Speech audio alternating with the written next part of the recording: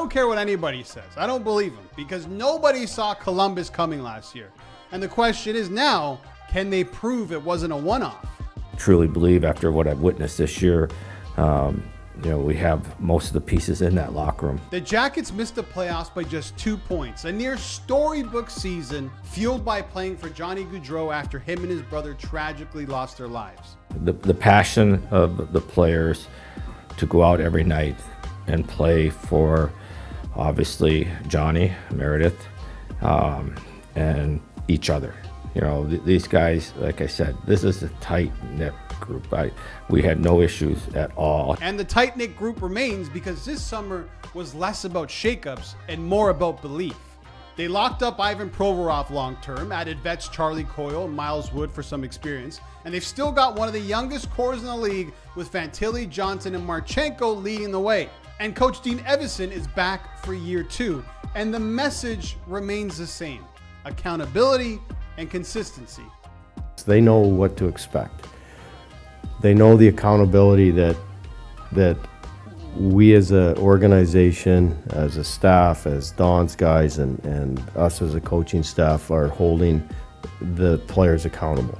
More importantly, the players are holding themselves accountable. Speaking of the core, let's tip our cap to Zach Werenski, who had an incredible season. 82 points as a defenseman. A season so good, he finished 7th in Hart Trophy voting. He was determined off the start of the year. You could see it in game 1 that he was going to be the guy that's going to make this team roll, and certainly he didn't let us down. And then there's the crease, which was the biggest but of the Columbus Blue Jackets season.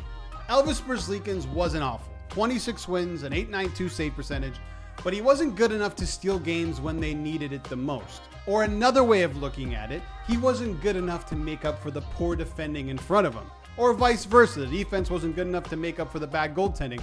Both weren't good, but he really felt it. He let in some soft goals.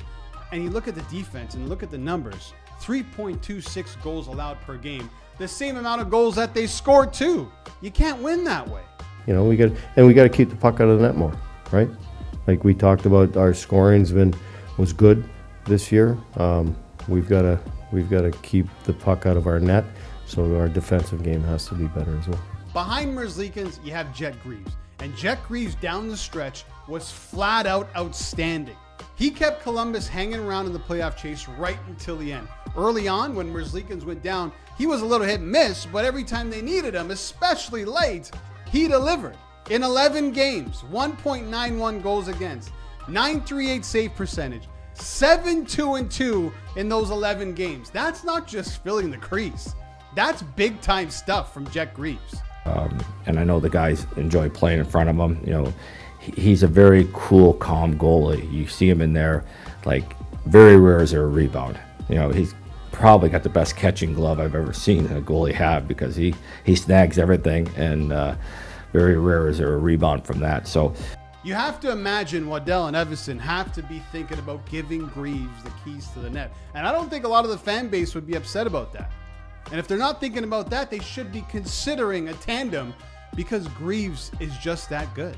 Besides goaltending and defense, Columbus had a couple of other issues, like their road record. 14-23-4, bottom 6 in the league. They lost 7 of their last 10 on the road. Brutal. Well, first off, the road record sucked. Our special teams sucked. 2 areas or 3 areas, I guess. Power play, penalty kill, and playing on the road. Have to get better for us to get more points. So there are some things to fix, as is the case with most teams. But Columbus, they have the pieces. But the big question for me is, if last year was about belief, this year should be about results. So the question is, can they stay consistent for 82 to crack the playoffs for the first time since 2020? When you make the playoffs, you don't want it to be a one and done situation. You want to be able to make the playoffs, and a few years from now we'll stop talking about making the playoffs. It's about winning a cup.